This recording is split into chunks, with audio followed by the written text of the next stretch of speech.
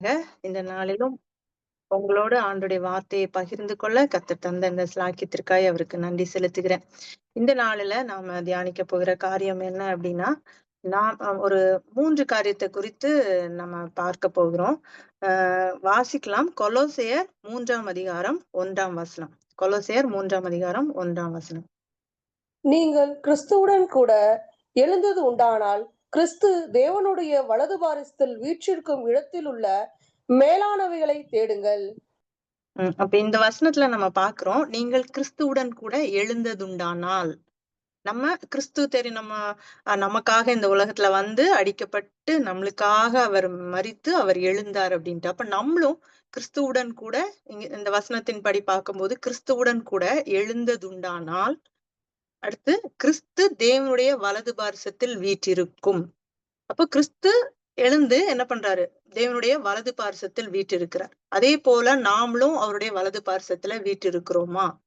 இல்ல அந்த இடத்தில் இருக்கிற மேலானவைகளை தேடுகிறோமா? அப்ப அந்த வலது பார்சத்துல இருக்கிற காரியம் ஒன்று இருக்கு. அந்த வலது பார்சத்துல இருக்கிறதுக்கு என்னென்ன நம்மளுக்கு அஹ் என்ன ஒரு மகத்துவமான காரியம் அந்த இடத்துல இருக்குது, அதை நாம தேடுகிறோமா? தேடுங்கள் அப்படின்னு சொல்லிட்டு வேதம் சொல்லுது. நம்ம அதை தேடுகிறோமா அப்படின்னு சொல்லி. அப்போ 3 காரியங்கள் எப்படின்னா, கிறிஸ்துவுடன் கூட நாம எழுப்பப்படணும். கிறிஸ்துவோடு கூட நம்ம அந்த வலது பார்சத்துல நம்ம இருக்கிறதுக்கு வாஞ்சிக்கணும். இல்ல நம்ம அங்க இருக்கணும். இல்ல இருக்கிறதுக்காக நம்ம என்ன பிரயாசப்படணும் அப்படின்றத நாம இந்த நாளில பார்க்கலாம். அப்போ இந்த மேலான காரியங்களை தான் நாம தேடணும் அப்படின்னு சொல்லிட்டு வேதம் சொல்லுது. அடுத்த வசனம் பாத்தீங்கன்னா, பூமியில் உள்ளவைகளை அல்ல மேலானவைகளையே நாடுங்கள் அப்படின்னு சொல்லிட்டு. நம்ம நிறைய காரியங்கள் நம்ம இன்னைக்கு கேட்ட சாட்சியின் படியுமே நம்ம குரூப் வந்து ரொம்ப வித்தியாசமா ஆண்டவர் நடத்திட்டு வராரு. நிறைய காரியங்களை ஆண்டவர் நமக்கு ஒருவர் மூலமாய் ஒருவர் கற்றுக் கொடுக்கிறார். இந்த நாட்கள்ல வந்து நம்ம அதிகமாய் வேதத்தை தியானிக்கிறது ரொம்ப அவசியமா இருக்கிறது. எனக்கு ரொம்ப ஒரு வருத்தமான ஒரு காரியம் போன வாரம் இல்ல, கொஞ்ச நாளாவே நான் அதை கேள்விப்பட்டுட்டே இருக்கேன். நான் உங்களோட அதை பகிர்ந்து கொள்ளணும்னு ஆசைப்படுறேன். ஒரு சகோதரர் லெனின் சொல்லிட்டு உங்களுக்கு தெரியும்னு நினைக்கிறேன். யூடியூப்ல நிறைய பிரசங்கம், நிறைய நேரங்கள்ல நிறைய ஆவிக்குரிய காரியங்களுக்கு அர்த்தம் புரியல அப்படின்னா அவங்களுடைய மெசேஜ் பார்த்தா அவ்வளவு தெளிவா இருக்கும். அப்போஸ்தலனாகிய பவுலுடைய வசனங்கள் எல்லாமே நம்ம பார்த்தா வந்து ரொம்ப புரிதற்கு அரிதான காரியமா இருக்கும். அப்ப அந்த மாதிரி காரியங்கள் எல்லாம் திட்டமும் தெளிவுமாய் கற்றுத்தந்த ஒரு தேவ மனுஷன். அவர் வந்து கொஞ்ச நாள்ல சில நாட்கள் அவ்வளவு அவருடைய யூடியூப் மெசேஜஸையும் இது பண்ணிட்டு வேதம் பொய், எல்லாம் கற்பனை கதை, இயேசு கிறிஸ்து பொய், அந்த மாதிரி நிறைய காரியங்களை அவர் அது பேசுகிற ஒரு காரியம். அப்போ 1, 2 இதை பார்த்தேன். என்னதான் அவர் சொல்றாரு அப்படின்னு சொல்லிட்டு பார்க்கும்போது நிறைய காரியங்கள் வேதத்தை புரட்டி பேசுகிற காரியங்கள். மத்தேயு ஒரு மாதிரி எழுதியிருக்கிறாரு, மார்க் ஒரு மாதிரி எழுதியிருக்காரு, லூக்கா எப்படி எழுதியிருக்காரு, அப்படி ஒவ்வொரு காரியங்களை புரட்டுகிற ஒரு காரியத்தை பார்க்க முடிந்தது. அப்போ எனக்கு சிலதெல்லாம் வசனங்கள் பார்க்கும்போது கண்டிப்பா வந்து மேலோட்டமா வேதத்தை பார்த்து படிச்சிருந்தோம்னா கண்டிப்பா நமக்கு ஒரு குழப்பம் அதுல வரதான் செய்யும். இது மாதிரி குழப்புகிற எவ்வளவு வேதத்தை வேதத்தை தியானிக்கிற காரியம் எல்லாம் பாத்தீங்கன்னா, ஒரு சிலர் தான் அந்த நம்ம பார்க்கும்போது இவ்வளவு வேத அறிவு, இவ்வளவு ஞானத்தோட பேசுறாரு, பரத்திலிருந்து இது கொடுக்கப்பட்ட ஞானம்னு நம்ம அவ்வளவு ஆச்சரியமா பார்த்த ஒரு மனுஷனை பிசாசு அப்படியே அப்சைட் டவுன் ஆக்கி அப்படியே அந்த வேதத்தை புரட்டுகிற காரியம். அதுலயும் ஒரு காரியம் அவர் சொன்னாரு. மத்தேயு வந்து ஆண்டவர் வந்து பிறந்து எகிப்துக்கு கொண்டு போகப்பட்டார் குழந்தையா இருக்கும்போது, தேவதூதனால எச்சரிக்கப்பட்டு ஏரோதுக்கு பயந்து அப்படின்ட்டு. ஆனா லூக்கா வந்து அதை குறிப்பிடல. அப்ப அவர் எகிப்துக்கு போகலன்ற மாதிரி எல்லாம் நிறைய காரியங்கள் பேசினார். அப்ப எனக்கு சடனா ஒரு விஷயம் புரிஞ்சுது. அப்ப நாங்க வந்து ஒரு 2 இயர்ஸ்க்கு முன்னாடி எகிப்துக்கு போயிருக்கும் போது இயேசு கிறிஸ்து அந்த குழந்தையா அவங்க கொண்டு வந்து மரியாள், யோசேப்பு, இயேசு கிறிஸ்து வாழ்ந்த அந்த வீட்டை அதுக்கு மேல ஒரு இது கட்டியிருக்காங்க, தேவாலயம். அப்ப அந்த இடங்களை எல்லாம் பார்க்க முடிந்தது. அப்போ நினைச்சேன் எவ்வளவு அதிகமா. அப்போ ஒரு மனுஷன் வந்து கொஞ்சோண்டு அறிவை நம்மளுக்கு உலகத்துல நம்மளுடைய அறிவு ஆண்டவரு நம்மள படைச்சிருக்கிறாரு. அவருடைய ஞானத்தை பார்க்கும்போது நம்முடைய ஞானம் எல்லாம் ஒரு கடல்ல இருக்கிற ஒரு ஒரு துளி தண்ணியில அந்த அளவு கூட நமக்கு கிடையாது. ஆனா நம்ம நிறைய நேரங்கள்ல நம்ம அறியாதவைகளை புரட்டி பேசுகிறோம் அப்படின்னு. அப்போ அந்த சாட்சியாய் அந்த இடமே இருக்கும்போது இங்கெல்லாம் அவங்க போகல, இவர் இப்படி சொல்லியிருக்காரு, அவர் அப்படி சொல்லியிருக்காரு, அப்படி நிறைய குழப்புகிற காரியங்கள். அதுவும் கடைசி காலத்துல. ஏன்னா நான் நான் அவரை ரொம்ப அட்மையர் பண்ணியிருக்கேன். இவ்வளவு அருமையாய் வேதத்தை நேசிக்கிற ஒரு மகன், வேதத்தை போதிக்கிற ஒரு மகன், ஒரு 20 வருஷமா வேதத்தை போதித்து கொண்டிருந்தவர். அப்போ நம்ம அந்த வேத வார்த்தைகளை எவ்வளவு ஆழமாய் அதிகமாய் நம்ம எனக்கு அந்த ஒரு இன்சிடென்ட் ஆண்டவர் நமக்கு சாட்சியா அப்புறம் இத பார்த்துட்டு இருக்கும் போதே எனக்கு வார்த்தை வருது. வானமும் பூமியும் ஒளிந்து போனாலும் என் வார்த்தைகளோ ஒளிந்து போவதில்லை. ஒருவேளை நம்மளுக்கு பழைய ஏற்பாட்டுல நம்மளுக்கு நடந்த காரியங்கள் எல்லாம் நமக்கு நிழலோட்டமாய் கொடுக்கப்பட்டாலும் நிறைய காரியங்கள் இருக்குது. ஏன்னா வேதம் ஒவ்வொருத்தரை கொண்டு ஆவியானவரால எழுதப்பட்டது. இப்போ நம்மளே ஒரு ஒரு வசனம் எடுத்துக்கிட்டு பிரசங்கம் பண்ணும்போது ஒருத்தர் அத ஒரு மாதிரி அவங்களுக்கு ஆண்டவர் வழி நடத்துற மாதிரி அவங்க அத சொல்லுவாங்க தியானித்து. இன்னொருத்தங்களுக்கு இன்னொரு மாதிரி இருக்கும். ஒவ்வொருத்தருக்கும் ஆண்டவர் வெளிப்படுத்துகிற விதம் வேற. எல்லா விதத்திலையும் நம்ம கற்றுக்கொண்டு அதை ஆராய்ந்து பார்த்து நலமானவைகளை பிடித்துக் கொள்ள வேண்டும் வேதம் சொல்லுது. அதனால இந்த காலங்கள்ல நம்ம அதிகமாய் வேதத்தை தியானிக்கணும், அதிகமாய் நம்ம வசனங்களை வாசிக்கணும். இன்னொன்னு ஆவியானவருடைய அந்த பலத்தை நம்ம கேட்கணும். நம்ம ஒரு நாளும் வழி விலகி போகாது. ஏன்னா ரொம்ப கடைசி நாட்கள்ல அந்த குழப்புகிற காரியம் அது எல்லாத்தையும் விட கிறிஸ்து நம்முடைய கண்மலையா இருக்கிறார். அவர்தான் நம்முடைய நம்பிக்கையா இருக்கிறார் என்பதை நம்ம ரொம்ப தெளிவாய் திட்டமும் தெளிவுமா இப்ப எல்லாரும் குழப்புவாங்க. ஏதாவது இந்த நாமம் அந்த நாமம் அப்படி இப்படி எல்லாம் நமக்கு கொடுக்கப்பட்ட நாமம் இயேசு கிறிஸ்துன்ற நாமம். அப்போ அவரை குறித்து நம்ம அதிகமாய் புரிந்து கொள்ளும் போது, அப்போ அவரை குறித்து நம்ம அறிந்து கொள்ளும் போது நம்மளை யாரும் என்ன பண்ண மாட்டாங்க, வழி விலக்க பண்ண மாட்டாங்க. அப்ப இந்த நாள்ல நம்ம பார்க்கிற காரியம் என்னன்னா, நம்ம கிறிஸ்துவுடன் கூட எழுப்பப்பட்டு இருக்கிறோமா, கிறிஸ்து இருக்கிற இடம் என்ன அப்படின்னு நம்ம தெரிஞ்சுக்கணும். கிறிஸ்து எங்க இருக்கிறார் இன்னைக்கு நம்ம நிறைய பேருக்கு தெரியும். ஆனாலும் அந்த காரியங்களை குறித்து இன்னும் ஆழமாய் பார்க்கலாம். கிறிஸ்து பிதாவின் வலது பார்சத்துல இருக்கிறார். எப்படி அவர் இந்த உலகத்துல வாழ்ந்தாரோ, மனுஷனா இந்த உலகத்துல வாழ்ந்தாரோ, ஊழியம் செஞ்சாரோ, அதுக்கப்புறம் மரித்தாரோ, அப்புறம் உயிரோட எழுப்பப்பட்டாரோ, அப்புறம் அவர் எப்படி அந்த பரத்திற்கு அவர் எடுத்துக்கொள்ளப்பட்டாரோ, அதே போலதான் இன்னைக்கும் அவர் என்ன பண்றாரு இருக்கிறார். அப்போ நம்மளுக்கு உலகத்துல நம்மளுக்கு யாராச்சும் ஒருத்தர் தெரிஞ்சவங்க, ஒரு பெரிய மனுஷன் நம்மளுக்கு தெரிஞ்சாங்க அப்படின்னா நம்மளுக்கு எப்படி இருக்கும்ல. ஈவன் நம்ம ஊரு நம்ம கவுன்சிலரோ இல்ல நம்மளோட ஒரு எம்எல்ஏவோ ஒரு மினிஸ்டரோ இல்ல ஒரு சீஃப் மினிஸ்டரோ பிரைம் மினிஸ்டரோ தெரிஞ்சாங்க அப்படின்னா நம்மளுக்கு எவ்வளவு ஒரு பெரிய சந்தோஷமா இருக்கும். ஆனா அந்த சர்வ லோகத்தையும் படைத்த ராஜாதி ராஜாவாகிய கர்த்தர் நம்மளோடு கூட இன்னும் அவர் நம்மளை போலவேதான் அங்க இருக்கிறாரு அப்படின்னு சொல்லிட்டு நமக்காக பரிந்து பேசி கொண்டு இருக்கிறாருன்றத நாம புரிந்து கொள்ளும் போது அவர் மேல நமக்கு நம்பிக்கை, விசுவாசம், அன்பு அதிகமாகுது.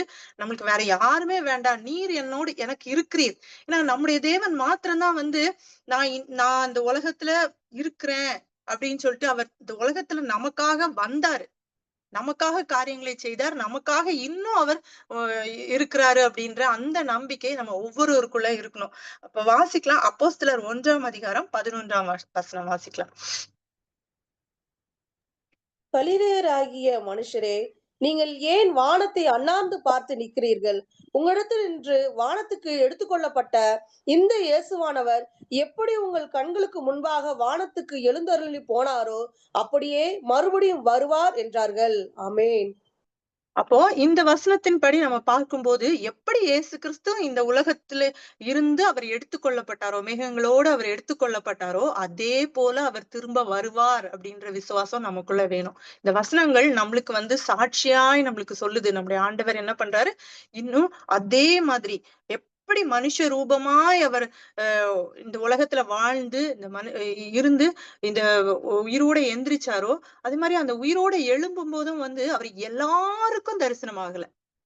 அவர் அப்போஸ்தலர்களுக்கு அவர் யார் யாருக்கெல்லாம் தரிசனம் ஆகணும்னு சொல்லிட்டு, அதனாலதான் அவர் உயிரோட எழுந்ததை நிறைய பேர் விசுவாசிக்கல, யூதர்கள் எல்லாம். ஆனா அவர் உயிரோட எழுந்தாரு. அவர் யார் யாருக்கெல்லாம் காட்சி படணுமோ அவங்க எல்லாருக்குமே அவர் காட்சிப்பட்டாரு. அவர் அதே போல அவர் திரும்ப இந்த உலகத்துல இருந்து அவர் என்ன பண்ணாரு, மேல எடுத்துக்கொள்ளப்பட்டார். மத்தேயு 26:64 வாசிக்கலாம். மத்தேயு 26:64.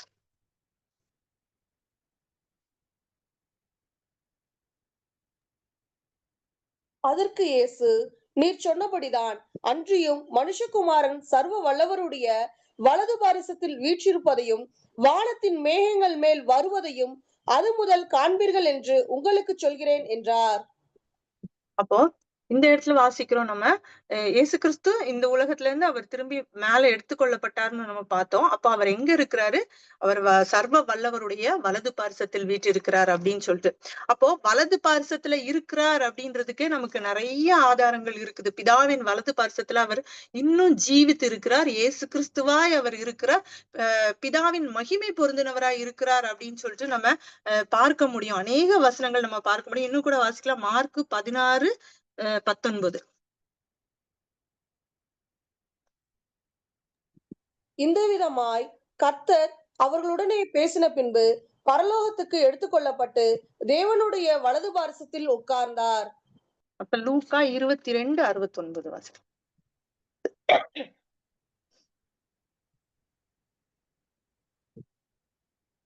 லூக்கா 22:69. இது முதல் மனுஷகுமாரன் சர்வ வல்லமை உள்ள தேவனுடைய வலது பார்சத்தில் வீற்றிருப்பார் என்றார். அப்போ கிறிஸ்து நம்ம ரெண்டாவது காரியத்தை பார்க்கும்போது நம்ம கிறிஸ்துவுடன் கூட எழுந்தது உண்டானால் அப்படின்னு சொல்ற நம்ம எப்படி எழும்புவோம் அப்படின்னு சொல்றத நம்ம பார்க்கலாம். அதுக்கு முன்னாடி நம்ம திட்டமாய் தெளிவாய் நம்ம ஒரு காரியத்தை புரிந்து கொள்ளணும். கிறிஸ்து இந்த உலகத்துல வாழ்ந்த காலத்துல அவர் நம்மளுக்காக வாழ்ந்து நம்மளுக்காக அடிக்கப்பட்டு அவர் இந்த உலகத்தை விட்டு போனாலும் அவர் எங்க இருக்கிறார்? பிதாவின் வலது பார்சத்துல உட்கார்ந்து இருக்கிறார். பிதாவின் வலது பார்சத்துல இருக்கிறார் அப்படின்னா அப்போ அந்த அங்க இருந்து என்ன பண்றாரு? அந்த வலது பார்சத்தின் மகத்துவம் என்ன? நம்மளும் அவரோடு கூட எழும்பணும்னா நம்மளும் அந்த வலது பார்சத்துல இருக்கிற மேலானவைகளை நம்ம தேடுங்க. பூமியில் உள்ளவைகளை அல்ல, மேலா. ஏன்னா அவர் மேல இருக்கிறாரு, அவர் வலது பார்சத்துல இருக்கிறாரு. அந்த வலது பார்சத்துல நாம இருக்கணும். அந்த அந்த இடத்துல இருந்து அந்த காரியங்களை, அந்த மேலான காரியங்களை நம்ம தேடணும் அப்படின்னு. அப்ப நமக்குள்ள ஒரு குழப்பம். நம்ம எப்பொழுதுமே உலகத்துல நம்ம அந்த ஆவிக்குரிய வாழ்க்கையில நம்ம வாழ்றோம், நம்ம ரட்சிக்கப்படுகிறோம், ஆண்டவருடைய சத்தியத்தை கேட்கிறோம், வசனங்களை வாசிக்கிறோம். அதுக்கப்புறம் நம்ம என்ன நினைப்போம் அப்படின்னா, நம்ம இன்னும் ஆவிக்குரிய வாழ்க்கையில வளர்ந்து வளர்ந்து வளர்ந்து பூரணம் அடைந்து நித்திய ரட்சிப்பை பெற்றுக்கொண்டு அவருடைய வருகைக்கு அவர் திரும்பி வருவாருன்னு நம்ம வேதத்துல கூறப்பட்டிருக்கிறதை நம்ம விசுவாசித்து அவருடைய வருகைக்காய் நம்ம காத்திருக்கிறோம். ஆனா இந்த இந்த பூமியில நம்ம வாழும்போது நம்ம எழும்பணும், கிறிஸ்துவோடு கூட நம்ம எழுப்பப்படணும். அப்ப நம்ம சொல்லுவோம், நம்ம ஒருவேளை மரித்தோம்னா அவருடைய எக்கால சத்தம் கேட்கும் போது நம்ம எழுப்பப்படுவோம், அப்புறம் அவரோடு கூட நித்தியமாய் வாழ்வோம். அப்படிதான் நம்ம நினைச்சிட்டு இருப்போம். மேபி இல்ல, நல்லா இன்னும் அதிகமாய் சத்தியம் தெரிஞ்சவங்களுக்கு தெரியும்.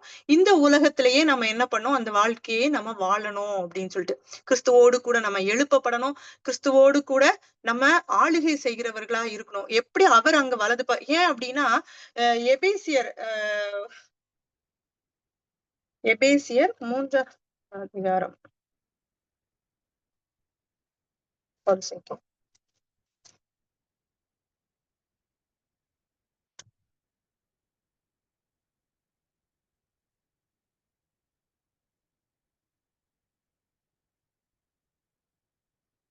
எபேசியர் 3ஆம் அதிகாரம். அந்த வசனம் எழுதி வச்சிருந்தேன். ஒரு செகண்ட்.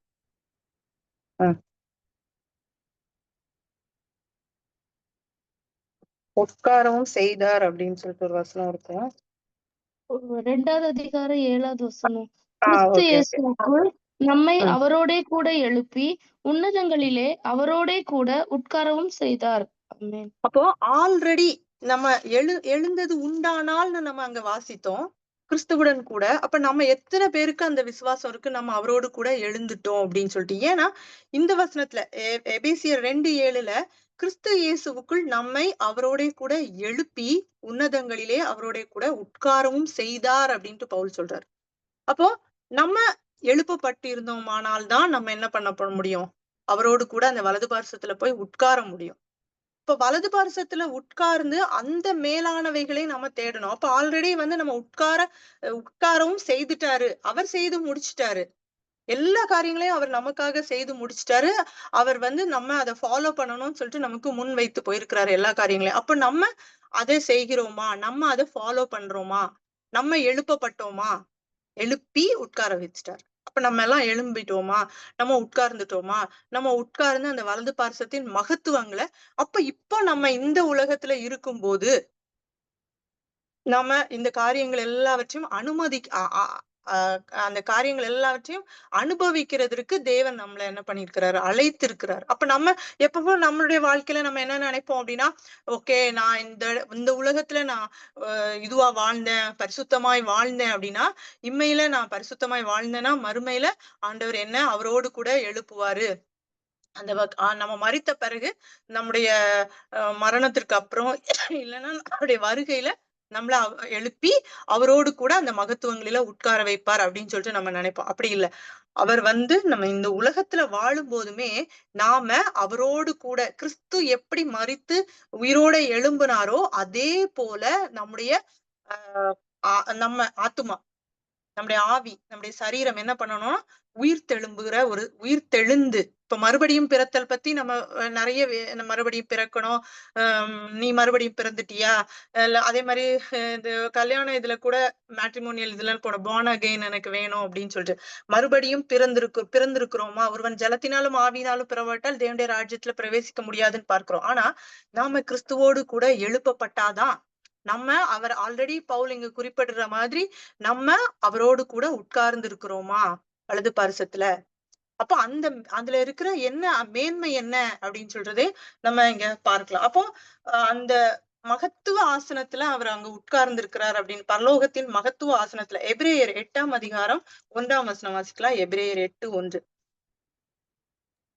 மேற்சொல்லியவைகளின் முக்கியமான பொருள் என்னவெனில், பரலோகத்தில் உள்ள மகத்துவ ஆசனத்தின் வலது பாரிசத்திலே உட்கார்ந்திருக்கிறவருமாய் பரிசுத்த ஸ்தலத்திலும் அப்போ அந்த அந்த ஆசனம் அந்த வலது பாரிசத்துல பிதாவின் வலது பாரிசத்துல இயேசு கிறிஸ்து இருக்கிறாரு அப்படின்னா அந்த அந்த சேம் அவருக்கும் 2 பேருக்குமே. இப்ப சிலர் சொல்லுவாங்க பிதா பெரியவர் இயேசு கிறிஸ்து சின்னவர், இல்ல பிதாவோட இவருக்கு கம்மியான அதிகாரம் தான் வழங்கப்பட்டிருக்கு. அப்படி கிடையாது. ஒன்றா இருக்கிறாங்க அப்படின்னா அவர்கள் இருவரும் ஒன்றான தன்மையோட இருக்கிறாங்க. அந்த அந்த அந்த வலது பாரிசம் அப்படின்ற அந்த அந்த ஒரு அந்த இடமே அந்த மகத்துவ அந்த ஆசனமே எப்படின்னா ஒரு மகிமை நிறைந்ததான ஒரு காரியமா இருக்கிறது. இன்னும் நம்ம பார்த்தோம்னா எபிரேயர் 10ஆம் அதிகாரம் 12ஆம் வசனத்திலையும் வாசிக்கலாம். எபிரேயர் 10:12. இவரோ பாவங்களுக்காக ஒரே பலியாக செலுத்தி என்றென்றைக்கும் தேவனுடைய வலது பார்சத்தில் உட்கார்ந்து. அப்போ இவர் நம்மளுக்காக பலி செலுத்தி அவரும் ஒரு காரியம் செய்ய வேண்டியது இருந்தது. அந்த இடத்துக்கு போய் உட்காரணும் அப்படின்னா, அப்போ நம்மளும் அந்த வலது பாரிசத்துல உட்காரணும் அப்படின்னா அவர் செய்தது போல நாமளும் செய்ய வேண்டிய காரியங்கள் நம்முடைய வாழ்க்கையில இருக்குது. அதுக்கு முன்னால நாம ஏன் அந்த வலது பாரிசத்துல நம்ம உட்காரணும் அப்படின்னா, இந்த உலக வாழ்க்கையில நான் இப்ப சொல்ற காரியங்கள் எல்லாமே நம்ம ஒருவேளை நம்ம இல்ல நம்ம ஆண்டவர் இப்போ நம்ம எப்பொழுதுமே ஒருவருக்கு ஒருவர் சொல்லுகிற நம்பிக்கை என்ன அப்படின்னா, இந்த உலகத்துல நான் வாழ்றேன், எனக்கு பாடுகள் அதிகமா இருக்குது, பிரயாசங்கள் அதிகமா இருக்குது, நான் போராடுறேன், ஆனா ஆண்டவருடைய வருகை வரும்போது நான் அவரோடு எடுத்துக்கொள்ளப்பட்டு நித்திய காலமாய் நான் அவரோடு வாழ்வேன் அப்படின்னு சொல்லிட்டு எல்லாரும் நம்பிக்கை. ஆனா நித்திய ஜீவன் இருக்குது, நித்திய காலமாய் நம்ம அவரோடு வாழ்வோம். ஆனா இந்த உலகத்துல இருக்கும் போதே அவர் நம்மள அங்க உட்கார வச்சுட்டேன்னு சொல்லும் போது, அப்ப நம்மள எத்தனை பேர் நம்ம கிறிஸ்துவோட கூட மரித்திருக்கோம். ஏன் அப்படின்னா கிறிஸ்துவோடு கூட நம்ம மரித்தாதான் நம்மள எழுப்பப்பட்டிருக்கணும். கிறிஸ்துவோடு கூட மரித்து எழுப்பப்பட்டிருந்தாதான் நம்ம அவருடைய வலது பார்சத்துல உட்கார்றதுக்கு தகுதியுடையவர்களா இருக்கணும். நம்ம எழுப்பப்பட்டிருக்கணும். நம்ம அவரோடு கூட அவருடைய வலது பார்சத்துல உட்கார்ந்திருக்கணும். வலது பார்சத்துல உட்கார்ந்திருந்தாதான் அந்த மேலான காரியங்களை முதல்ல நாம என்ன பண்ண முடியும், பார்க்க முடியும். அங்க இருந்தாதானே நம்ம உன்னதங்களில உட்கார்ந்திருந்தாதானே நம்ம உன்னதங்கள்ல இருக்கிற ஆசீர்வாதங்களை அறிந்து கொள்ள முடியும். இவ்வளவு வேதம் சொல்லுது, பூமியில் உள்ளவைகளை அல்ல மேலானவைகளையே நாடுங்கள் அப்படின்னு சொல்லுது. நம்ம பூமிக்குரிய காரியங்களையே நம்ம யோசிச்சுட்டு இருக்கிறோம். ஒருவேளை இன்னைக்கு இதை தியானிக்கும் போது எனக்கு தோணுச்சு, நம்ம நிறைய நேரங்கள்ல நம்ம பிள்ளைகளுடைய படிப்பு, பிள்ளைகளுடைய திருமண காரியங்கள், இல்ல நம்முடைய ஆரோக்கியம், இல்ல நம்முடைய பெற்றோரை குறித்து யாரையாவது ஒரு குறித்து நம்ம உலகத்துல கவலைப்பட்டுட்டே இருக்கோமே. ஆனா மத்தேயுல ஆண்டவர் சொல்கிறாரே, முதலாவது தேவனுடைய ராஜ்யத்தை தேடுங்கள், அவருடைய நீதியை தேடுங்கள்ன்ற ராஜ்யத்தை தேடுங்கள் சொல்லும் போது அவருடைய ராஜ்யம் எங்க இருக்குது? நமக்குள்ள இருக்குது. அப்போ அவர் அந்த வலது பார்சத்துல லிட்ரலா நம்ம பார்க்கும்போது நம்ம உடனே அவர் அவரு மேல இருக்கிற மாதிரி நம்ம மேல போய் நமக்கு இதெல்லாம் ஒரு காண்பித்து போயிருக்காரு. ஆனா இந்த உலகத்துல நம்ம அவருக்காக மரித்து அவருக்காக நம்ம எழுப்பப்பட்டிருக்கிறோமா? எழுந்தது உண்டானால் நம்ம எழுப்பப்பட்டிருக்கிறோமா? நம்மளை எழுப்பி இருக்காரே. அப்ப நம்ம எதுல இருந்தோம்? நம்ம எப்படி நம்ம மரித்திருக்கணுமே, நம்ம மரிக்கலையே, நம்ம எழுப்பப்பட்டுலையே. அப்ப நம்ம இன்னைக்கு எனக்கும் அந்த ஒரு இது வந்துட்டே தான் இருக்குது. நான் அப்போ அந்த வலது பார்சத்துல இருக்கிற மேலானவைகளை தேடணும் அப்படின்னு சொல்லும்போது, அந்த வலது பார்சத்துல இருக்கிற மேலான காரியங்கள் என்ன அப்படின்னா, சங்கீதம் 16:11 வாசிக்கலாம். சங்கீதம் 16:11.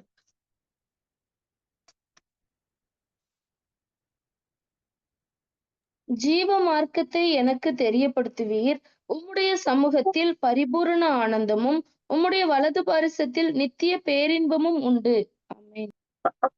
அப்போ அந்த வலது பார்சத்தை பத்தி நம்ம வலது பார்சத்துல நம்ம உட்காரணும், உட்கார்ந்திருக்கிறோம், உட்கார வைத்திருக்கிறார் அப்படின்னா, இப்ப நம்ம எத்தனை பேர் நம்ம விசுவாசிக்கிறோம், நம்ம வலது பார்சத்துல உட்கார்ந்து இருக்கிறோமா? மேலானவைகளை இப்ப எனக்குள்ள ஒரு கேள்விதான், ஆண்டவரே, நான் இன்னும் அப்போ உலகத்துக்கான காரியங்களை தான் நான் தேடிட்டு இருக்கேன் ஏசப்பா. நான் மேலானவைகளை தேடணும் ஆண்டவரே, எனக்கு உதவி செய்யுங்க. அப்படிதான் என்னுடைய உள்ளத்துக்குள்ளேயும். அப்போ நம்ம அந்த வலது பார்சத்தை குறித்து நம்ம அறிந்திருந்தாதான், அந்த வலது பார்சத்துல என்ன இருக்குது, அவருடைய சமூகத்துல நித்திய பேரின்பம், அவருடைய வலது பார்சத்துல நித்திய பேரின்பம் இருக்குது. இப்ப நம்ம இந்த உலகத்துல வாழ்ந்து கொண்டு இருக்கிறோம். ஒருவேளை நம்ம கஷ்டங்கள், பாடுகள், பிரச்சனைகள், போராட்டங்களுக்குள்ள போயிட்டே இருந்தாலும், ஆனா நம்மள அது ஒன்றுமே சேதப்படுத்தாதபடிக்கு ஆண்டவருடைய அந்த அந்த பேரின்பம், அந்த இன்பம்லாம் இல்ல, அது பேரின்பம், நித்திய பேரின்பம். எப்பவுமே சொல்றேன், நித்திய அப்படின்னா யாருமே அதை நம்மள வந்து பிடுங்கிக் கொள்ள முடியாதபடிக்கான ஒரு பேரின்பத்தை ஆண்டவர் இங்க வைத்திருக்கிறார். நான் நிறைய சொல்லுவேன் சில நேரங்கள்ல. இப்போ ஏதாவது ஒரு ஒரு சிலரை பார்க்கும்போது நமக்கு அவங்க கடந்து போகிற பாதையை பார்த்தா அவர் ரொம்ப பயங்கரமா இருக்கும். வெளியே இருந்து பார்க்கிறவங்களுக்கு, ஐயோ, இவங்க என்ன இவ்வளவு மோசமான ஒரு சூழ்நிலைகளுக்குள்ள, இவ்வளவு கஷ்டத்துக்குள்ள போறாங்களா, இது மாதிரி ஒரு கஷ்டம் உலகத்துல இருக்குமா அப்படின்னு வெளியே பார்க்கிறவங்களுக்கு தோணும். ஆனா அதை கடந்து போகிறவர்கள் ரொம்ப ஈஸியா கடந்து போவாங்க. ஏன் பாத்தீங்கன்னா, அவங்க ரொம்ப ஆண்டவருக்குள்ள இருப்பாங்க. ஆண்டவர் அவர்களுடைய பிரச்சனைகளை, போராட்டங்களை எல்லாவற்றையும் அவர் என்ன பண்ணுவாரு? சுமந்து செல்லுவார். அதுதான் நம்மளுக்கு வித்தியாசம். அப்ப அவருடைய வலது பாரிசத்துல இருக்கிறவங்க ஒரு நாளும் என்ன பண்ண மாட்டாங்க? கவலையோ, துக்கமோ, அவங்களுக்கு பிரச்சனைகளோ இருக்காது. ஒருவேளை நம்ம இன்னைக்கு உலக காரியத்தை குறித்து, பிரச்சனைகளை குறித்து நம்ம கவலைப்பட்டுட்டு கலங்கி கொண்டு இருந்தோமானால், கண்டிப்பா ஒரே ஒரு காரியத்த மனசுல வச்சுக்கணும். எப்பொழுதுமே எந்த காரியம் நம்முடைய வாழ்க்கையில நடந்தாலும், இது கர்த்தர் அனுமதிக்காம எதுவுமே நமக்கு நடக்காது. நான் எப்பவும் அதான் சொல்லுவேன். ஒரு பிரச்சனைகளை கொண்டு வருகிறாரா, உங்கள பழக்குவிக்கிறாரு அந்த காரியத்துல. நம்மள ஒவ்வொரு விஷயத்துல அவர் எவ்வளவு அழகா நம்மள வழிநடத்தி, நம்முடைய பிள்ளைகளை குறித்து யோசிக்கும்போது, என் பிள்ளைய இப்படி வளர்த்தணும், இப்படி நல்லது கத்துக் கொடுக்கணும், இப்படி பைபிள் வாசிக்க வச்சணும், இப்படி ஜெபிக்க, இப்படி சண்டே கிளாஸ்க்கு அனுப்பணும், இப்படியெல்லாம் நம்ம உலக பெற்றோர் நம்முடைய பிள்ளைகளை குறித்து, பிள்ளைகளுக்கு கல்யாணம் வைக்கணும்னா இப்படி வைக்கணும், அப்படி வைக்கணும், நம்ம நிறைய பிளான் பண்றோம். அப்ப அவர் நம்மளை உண்டாக்கினவர். நம்ம தாயின் கர்ப்பத்துல உருவாகிறதுக்கு முன்னரே நம்மளை தெரிந்து கொண்டவர். அப்ப நம்ம மேல அவருக்கு எவ்வளவு இது இருக்கும்ல. எனக்கு நிறைய இப்பெல்லாம் நான் யோசிக்கும் போது எனக்கு தோணும், அவருடைய வழி நடத்துதல அப்படியே நம்ம அமைதியா இருந்து யோசிக்கும் போது சில விஷயங்கள்ல, அதனாலதான் நம்ம அதிகமாய் அவரிடத்துல ஞானத்தை கேட்கணும். நிறைய காரியங்களே நமக்கு புரியாது. நான் அதான் சொல்லுவேன், நிறைய விஷயங்கள் நம்ம ஜட்ஜ்மெண்டலா இருக்கிறோம். நம்ம சில விஷயங்களை ஆராயாம நம்ம ஒரு மனுஷனை உடனே அவனை அப்படியே அவனுடைய ஒரு காரியத்தை வைத்து அவனுடைய மொத்த கேரக்டரையும் நம்ம அனலைஸ் பண்ற காரியங்கள் இருக்கு. உலகத்துல இதே மாதிரி ஆண்டவருடைய காரியங்களா இருந்தாலும் சரி, இப்போ இந்த வேத புரட்டர்களா இருக்கட்டும், ஒரு வசனத்தை பிடித்துக்கொண்டு இல்ல 2 வசனத்தை பிடித்துக்கொண்டு எதுவுமே வேண்டாம், கிறிஸ்து எனக்கு எல்லாமுமா இருக்கிறார். நம்ம இன்னைக்கு பார்த்த வசனம் எப்படி இதுல இப்படி எடுத்துக்கொள்ளப்பட்டாரோ அதே போல அவர் திரும்ப வருவார். எப்படி அவர் எடுத்துக்கொள்ளப்பட்டாரோ அவர் வலது பாரிசத்துல உட்கார்ந்து, நல்லா யோசிச்சு பாருங்க. எனக்கு இன்னைக்கு காலையில இருந்து எந்திரிச்சதுல இருந்து இதேதான். அவர் நம்மளுக்காக அப்படியே ஒரு மனுஷ ரூபத்துல எப்படி ஒரு நம்மளுக்கு ஒரு இந்த உலகத்துல நம்மளுக்கு கூட இருந்தாரோ அதே போல அவர் எடுத்துக்கொள்ளப்பட்டு அவர் அங்க உட்கார்ந்துட்டு நமக்காக அவர் காரியங்களை செஞ்சு கொண்டு இருக்கிற, நம்ம ஏன் பயப்படுறோம்? அவர்தான் நமக்கு எல்லாமுமா இருக்கிறார். அவர் அங்கே பார்த்துட்டு தானே இருக்காரு நம்மள. அப்புறம் எதுக்கு நமக்கு அந்த பயம்? அப்ப நம்ம அவரை புரிந்து கொள்ளல. அதுதான் இது அப்படின்ட்டு. அப்பதான் நினைச்சேன், எந்த சூழ்நிலையா இருக்கட்டும் ஏசப்பா, நான் பிள்ளைங்ககிட்டே அதான் சொல்லுவேன். எவ்வளவோ நான் நிறைய வாசிப்பேன் ஆக்சுவலா நான். அப்போ நிறைய காரியங்களை பார்க்கும்போது உலகம் எப்படி இருக்குதுன்னா, வேதத்தை புரட்டல, வேதத்தை வைத்து சம்பாதிக்கிற காரியங்கள், வேதத்தை வைத்து மக்களை என்னென்னமோ நடக்குது. எது நடந்தா என்ன? எனக்காக ஒருவர் இருக்கிறார், எனக்காக அவர் இருக்கிறார். அந்த மகத்துவ ஆசனத்துல எனக்காக உட்கார்ந்து இருக்கிறது மாத்திரமல்ல, என்னையும் அங்க உட்கார வைத்திருக்கிறார் அப்படின்ற விசுவாசம் நம்ம ஒவ்வொருவருக்குள்ளேயும் வேணும். நம்ம எல்லாருமே ராஜாதி ராஜாவுடைய பிள்ளைகளா இருக்கிறோம். அந்த ராஜாதி ராஜா இப்போ ஒருவேளை உலகத்துல இருக்கிற ராஜா என்ன பண்ணுவான்னா, தன்னுடைய ஒருவேளை தன் பிள்ளைகள் இருக்குதுன்னா ஒரு பிள்ளைக்கு நிறைய கொடுப்பான், ஒரு பிள்ளைக்கு கொஞ்சமா சொத்து கொடுப்பான். உலகத்துல இருக்கிற காரியங்கள் எல்லாமே சில இதெல்லாம் அப்படிதான் இருக்கும். ஆனா தன் கூட உட்கார வைத்திருக்கிறார். தனக்கு தான் எப்படி உட்கார்ந்து இருக்கிறார் அதே போல வலது பார்சத்தில் உட்காரவும் செய்தார் அப்படின்னு சொல்லிட்டு வேதம் சொல்லுது. உன்னதங்களில் ஆவிக்குரிய சகல ஆசீர்வாதத்தினாலும் நம்மள ஆசீர்வதிச்சுட்டாரு அப்படின்னு வேதம் சொல்லுது. ஆனா நம்ம அந்த ஆசீர்வாதம் என்னன்னு நம்ம தெரிந்து கொண்டிருக்கிறோமா? இல்ல அந்த ஆசீர்வாதத்தை நம்ம பெற்று கொண்டு இருக்கிறோமா? இல்ல அதற்காக பிரயாசப்படுகிறோமா? மேலானவைகளை நாம தேடுகிறோமா அப்படின்னு சொல்லிட்டு நம்ம இன்னைக்கு என்னையும் சேர்த்துதான் நான் சொல்றேன். நம்ம நம்ம ஒரு ஒரு ஒரு அடுத்த ஒரு கட்டத்துக்கு நம்ம போகிறவர்களா இருக்கணும். இதை குறித்ததான அறிவு ஒருவேளை நம்மள உட்கார வச்சிருப்பாரு, நம்ம அது தெரியாம நம்ம என்ன பண்ணுவோம்? எப்பயோ ஒரு ஒரு ராஜா நம்மள ஒரு பெரிய பொசிஷன் தந்து நம்மளுக்கு எல்லாமே இருக்கும். ஆனா நம்ம அதை குறித்ததான சில நேரங்கள்ல நம்முடைய பொறுப்பு நம்மள ஒரு பெரிய ஆளா அவர் வச்சிருப்பாரு. ஆனா நம்ம நம்மள நாமளே குறுக்கிக்கிட்டு நம்மளுக்கு ஒரு ஒரு ஒரு தாழ்வு மனப்பான்மையோட நம்ம இருக்கிறோமா அப்படின்றது. அப்போ அவருடைய சமூகத்துல அந்த வலது பார்சத்தின் மகத்துவத்தை பத்தி தெரியும் போது வலது பார்சத்துல என்ன இருக்கு? நித்திய பேரின்பம் இருக்குது. இன்னொன்னு பாத்தீங்கன்னா எபிரேயர் 1ஆம் அதிகாரம் 13ஆம் வசனம் வாசிக்கலாம். எபிரேயர் 1ஆம் அதிகாரம் 13ஆம் வசனம். மேலும் நான் உம்முடைய சத்துருக்களை உமக்கு பாதபடியாக்கி போடும் வரைக்கும் நீர் என்னுடைய வலது பாரிசத்தில் உட்காரும் என்று தூதர்களில் யாருக்காவது எப்போதாகிலும் அவர் சொன்னதுண்டா? அப்போ தூதர்களை அவர் எப்படி படைத்திருக்கிறாரு அப்படின்னா நமக்கு தெரியும். அவர்களுக்கு சரீரம் கிடையாது. அவர்கள் எப்பொழுதுமே தேவனே கூடவே இருந்து ஆராதிக்கிறவர்களாய், நீர் பரிசுத்தர் பரிசுத்தர் பரிசுத்தர்னு அவரை ஆராதிக்கிறவர்களாய், அவர்கள் பணிவிடை செய்கிறதற்காய் அவர்கள் உண்டாக்கப்பட்டார்கள்னு வேதம் சொல்லுது. கீழே 14ஆம் வசனம் பார்த்தீங்கன்னா, ரட்சிப்பை சுதந்திரிக்க போகிறவர்களின் நிமித்தமாக ஊழியம் செய்யும்படிக்கு அவர்கள் எல்லாரும் அனுப்பப்படும் பணிவிடை ஆவிகளாய் இருக்கிறார்கள் அல்லவா? அப்போ நீர் என்னுடைய வலது பார்சத்தில் உட்காரும் என்று தூதர்களில் யாருக்காவது எப்போதாகிலும் அவர் சொன்னதுண்டா? அப்போ தூதர்களுக்கு கிடைக்காத ஒரு மேன்மையை அவர் நமக்கு தந்திருக்கிறார். இதெல்லாம் நாம புரிந்து கொள்ளணும். மகத்துவ ஆசனத்துல அவர் உட்கார்ந்து இருக்கிறார். ஆனா தூதர்களுக்கு அந்த கிருபை கொடுக்கல. அவருடைய பிள்ளைகளாகிய நமக்கு அவர் அந்த பாக்கியத்தை தந்திருக்கிறார். நாம அவரோடு கூட அதை நம்ம புரிந்து கொள்ள வேண்டும். ஒருவேளை நம்மளை விட அவர்கள் மேன்மையானவர்களாய் படைக்கப்பட்டிருக்கலாம். அவர்கள் ஆவிக்கு உரிய எல்லா காரியங்களையும், ஏன்னா நம்முடைய ஆவிக்குரிய கண்கள்ல நாம நம்ம மாம்ச கண்கள்ல பார்க்க முடியாத காரியங்கள் எல்லாவற்றும் அவர்கள் ஆவிக்குரிய கண்கள்ல அந்த ஆவிக்குரிய உலகத்துல அவங்க இருக்கிறாங்க. அவர்கள் தேவனை தரிசிக்க முடியும். ஆவிக்குரிய காரியங்களை உணர்ந்து கொள்ள எல்லாமே தெரியும். ஆனா அவர்களுக்கு கொடுக்கப்படாத ஒரு ஸ்லாக்கியம். அவர்கள் அவர்களுக்கு அந்த ஆவிக்குரிய உலகத்துல இருக்கிறதுனால அவர்களுக்கு தப்பு பண்ணாலும் தண்டனையும் உண்டு உடனே. நம்மளுக்கு மாதிரி மன்னிப்பும் கிடையாது அவர்களுக்கு. அதே நேரத்துல அவர்களுக்கு இந்த பாக்கியம் என்னது இல்ல, வலது பாசத்துல உட்காரும் என்று தூதர்களில் யாருக்கும் அவர் சொன்னதே இல்லை.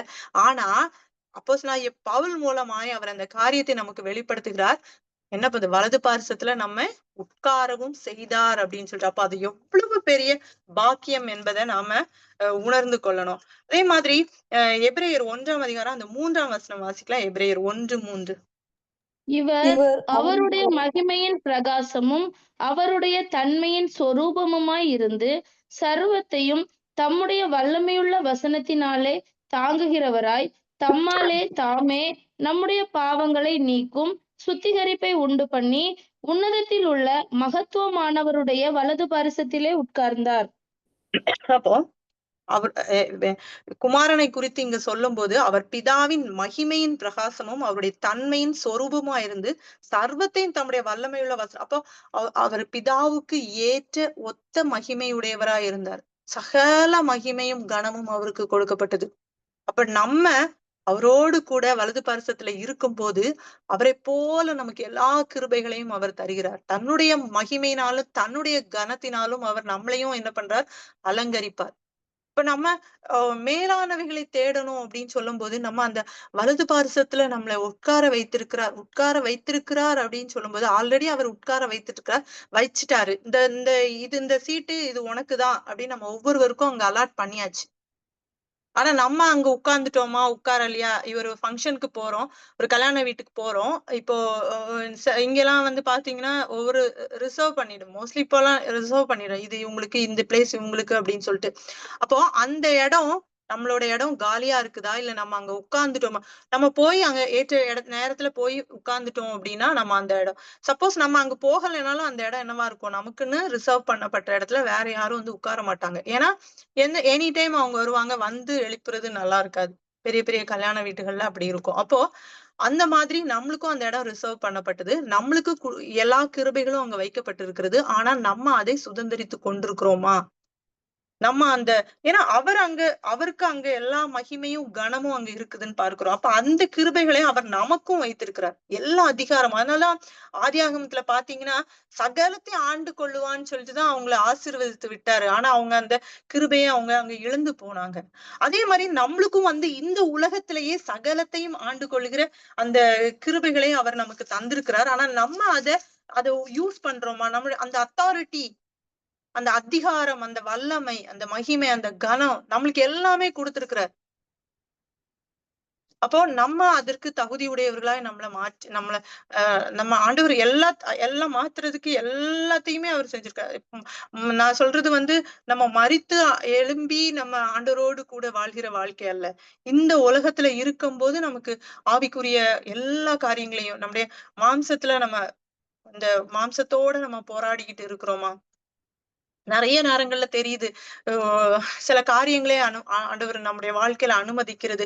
சில பிரச்சனைகளை நம்முடைய வாழ்க்கையில அனுமதிக்கிறது. சில மனிதர்களை நம்ம விட்டு விலக்குகிறது. நான் எப்பவுமே அதான் சொல்லுவேன். இன்னைக்கு உங்களுக்கு ஒரு நல்ல ஆவிக்குரிய நண்பியா ஒருத்தவங்க உங்க கூட உங்களை வழி நடத்திட்டு வருவாங்க. ஆனா அவங்க கடைசி வரைக்கும் வருவாங்கன்னு சொல்லிட்டு எந்த நிச்சயமும் கிடையாது. ஒருவேளை நாளைக்கே உங்களை விட்டு ஆண்டவர் விலக்குவார். உங்களுடைய பாதையை வேற ட்ராக் பண்ணுவார். ஆனா நம்ம என்ன பண்ணுவோம்னா, மனுஷீகமாய் போராடிக்கிட்டே இருப்போம். ஒரு உறவை தக்க வைத்துக் கொள்கிறதுக்கு அப்படி போராடுவோம்.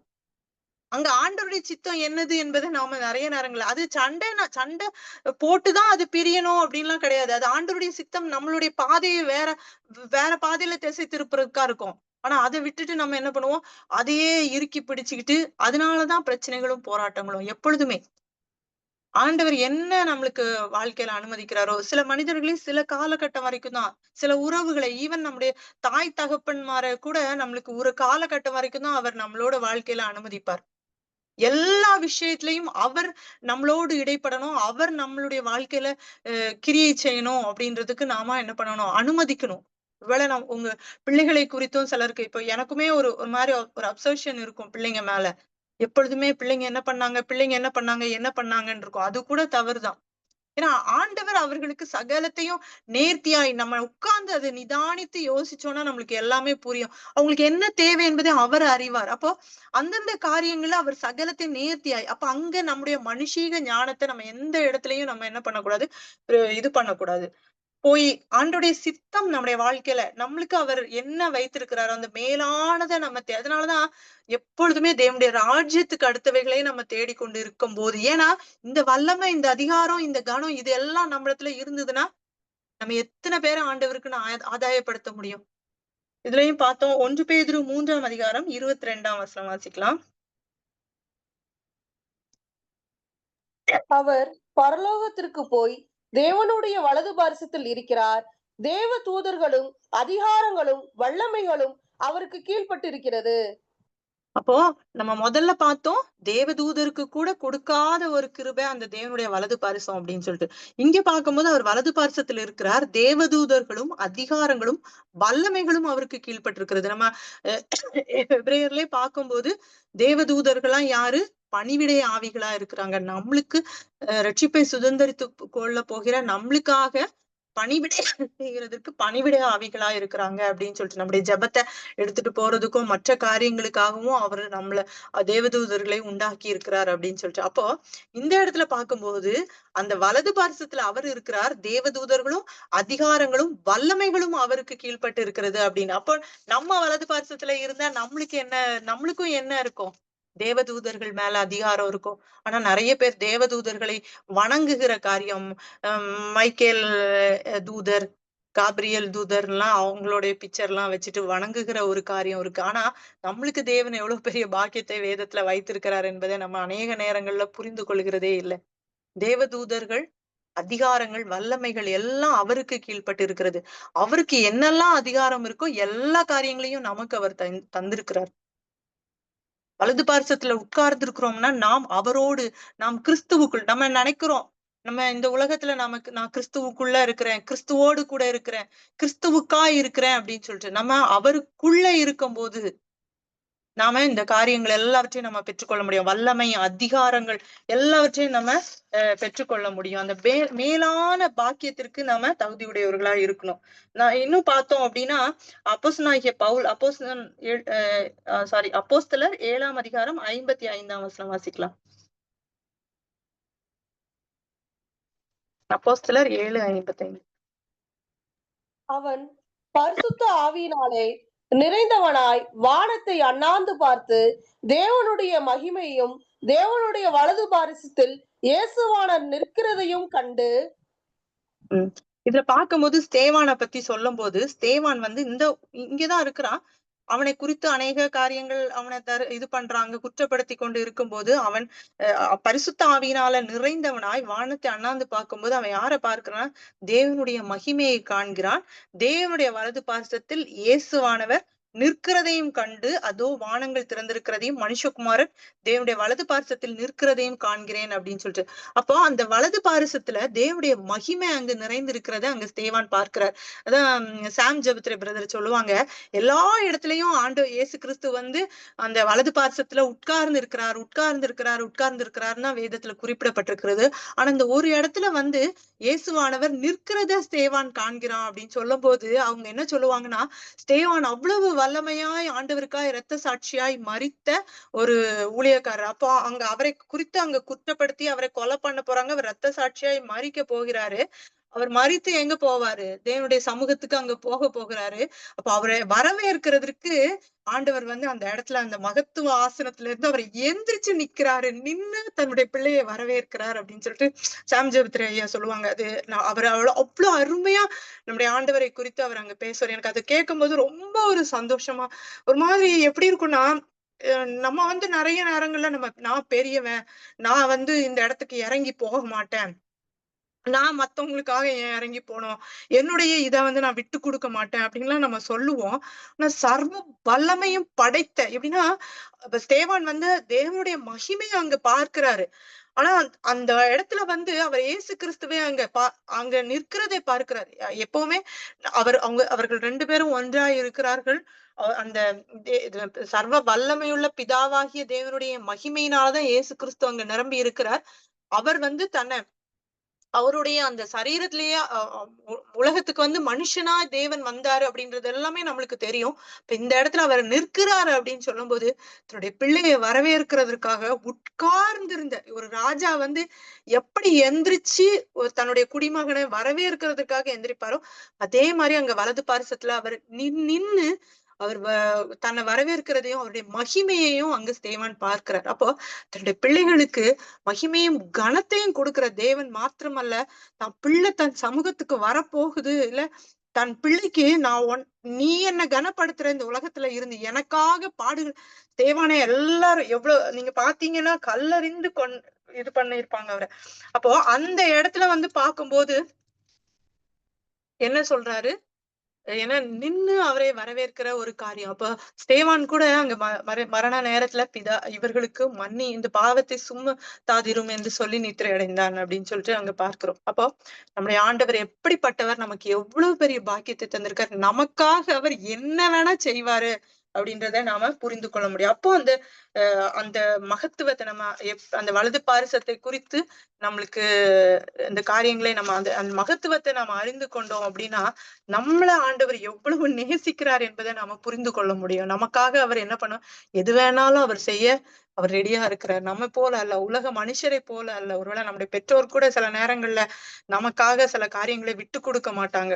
ஆனா நம்முடைய தேவன் அப்படிப்பட்டவர் அல்ல. உட்கார்ந்து இருக்கிறவர் நம்முடைய பிள்ளைக்காக எழுந்து நின்னு வரவேற்றார் அப்படின்னு சொல்லிட்டு எனக்கு தெரியல அது குறித்ததான காரியங்கள். ஆனா அந்த ஒரு இடத்துல மட்டும் நீங்க பாத்தீங்கன்னா அது இருக்கும். நம்ம நிறைய வசனங்கள் பார்த்தோம், வலது பார்சத்துல உட்கார்ந்து இருக்கிறார் அப்படின்னு தான் இருக்கு.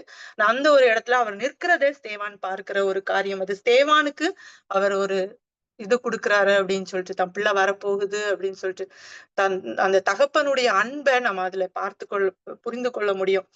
அதுக்கப்புறம் பார்க்கலாம். எபிரேயர் 12ஆம் அதிகாரம் 22ல இருந்து 24 வசனம் வாசிக்கலாம். இதுல இந்த இதுலயும் எப்படி இருக்கும் அப்படின்னா, நம்ம எந்த இடத்துக்கு நம்ம வலது பார்சத்துக்கு போகிறோம் அப்படின்னா அந்த அந்த இடத்துல என்ன காரியங்கள் இருக்கும், எங்க நம்ம போயிருப்போம் அப்படின்னு சொல்லிட்டு இதெல்லாம் அப்போ நடக்கிறது இல்ல. நம்ம ஆண்டோடைய வருகை அதுக்கப்புறம் நம்ம நடக்கிற காரியங்கள் இல்ல. ஆவிக்குரிய வாழ்க்கையில நம்ம வளர்ந்து இது மாதிரி அவருடைய வலது பாரிசத்துக்குள்ள நம்ம போய் நிற்கும் போது நம்ம காரியங்கள் எல்லாம் நம்ம எதிர்கொள்வோம் அப்படின்ற காரியங்கள் எபிரேயர் 12:22ல இருந்து 24 வரைக்கும் வாசிக்கலாம். நீங்களோ சீயோன் மலையினிடத்திற்கும் ஜீவனுள்ள தேவனுடைய நகரமாகிய பரம எருசலேமின் இடத்திற்கும் 1000-10,000 தேவதூதர்களின் இடத்திற்கும் பரலோகத்தில் பேரெழுதி இருக்கிற முதற் பேரானவர்களின் சர்வ சங்கமாகிய சபையினிடத்திற்கும் யாவருக்கும் நியாயாதிபதியாகிய தேவனிடத்திற்கும் பூரணராக்கப்பட்ட நீதிமான்களுடைய ஆவிகளின் இடத்திற்கும் புது உடன்படிக்கையின் மத்தியஸ்தராகிய இயேசுவின் இடத்திற்கும் ஆபேலினுடைய இரத்தம் பேசினதை பார்க்கிலும் நன்மையானவைகளை பேசுகிற இரத்தமாகிய தெளிக்கப்படும் இரத்தத்தின் இடத்திற்கும் சேர்ந்தீர்கள். ஆமென். இதுல பார்த்தோம்னா சேர்ந்தீர்கள், அங்க உட்கார்ந்துட்டீங்க, ஆவிக்குரிய ஆசீர்வாதங்களினால உங்களை நிரப்பிட்டாரு அப்படின்னு தான் இருக்கு. எல்லாமே முடிந்து பாஸ்ட் டென்ஸ்ல தான் இருக்கு. இப்ப எல்லாமே அவர் ஆல்ரெடி கொடுத்துட்டாரு. அப்போ நம்ம அந்த இடத்துக்கு போகிறோம் அப்படின்னா நம்ம எங்க இருக்கிறோம், நம்ம சியோன் மலையில இருக்கிறோம், பரம எருசலேம்ல இருக்கிறோம், 1000-10,000 தேவதூதர்களிடத்துல இருக்கிறோம், சர்வ சங்கமாகிய சபையில நம்ம நின்னுட்டு இருக்கிறோம். அப்போ நம்ம இயேசு கிறிஸ்துவின் இடத்துல இருக்கிறோம். ஆபேலின் ரத்தம் பேசினவைகளை பார்க்கலாம். அந்த பலிபீடத்துல அவருடைய ரத்தம் எப்பவும் அது வெளிப்படுத்தல சொல்லுவாங்க. ஆண்டவர் அந்த மகா பரிசுத்த ஸ்தலத்துக்குள்ள போகணும்னா பிரதான ஆசாரியன் அந்த ரத்தத்தை முதல்ல அவன் அந்த பலியை செலுத்தின அந்த ரத்தத்தோட தான் அவன் உள்ள போகணும் அப்படின்னு சொல்லிட்டு, அதே போல தன்னுடைய ரத்தத்தை அங்க அவர் அங்க மகா பரிசுத்த ஸ்தலத்துக்குள்ள கொண்டு போய் வைத்துதான் அவர் அங்க உள்ள நுழைந்தாரு அப்படின்னு சொல்லிட்டு சொல்லுவாங்க. சோ அதே மாதிரி அப்ப அந்த தெளிக்கப்படும் ரத்தத்தின் இடத்திற்கு நாம சேர்ந்தீர்கள் அப்படின்னு சொல்றாங்க. அப்ப நம்ம இந்த நம்ம ஆல்ரெடி நம்ம அதெல்லாம் நம்ம போயிட்டோமா, நம்ம அவருடைய வலது பாசத்துல உட்கார்ந்து இந்த காரியங்கள் எல்லாம் நம்ம இது பண்ணிட்டோமா அப்படின்னு சொல்லிட்டு நம்மளை நாமளே ஆராய்ந்து பார்க்கணும். அப்போ மகத்துவமான அந்த ஆசனத்துல நம்ம உட்காரணும். அந்த மகிமையும் அந்த வல்லமையும் அந்த அதிகாரத்தையும் தேவதூதர்கள் மேல அதிகாரத்தை எல்லா காரியங்களையும் நாம பெற்றுக்கொண்டுட்டோமா, இல்ல பெற்றுக்கொள்ள பாத்திரவான்களாய் நம்ம மாறி இருக்கோமான்னு பார்க்கணும். இன்னும் ஒரு வசனம் கூட வாசிக்கலாம். ரோமர் 8ஆம் அதிகாரம் 34ஆம் வசனம்.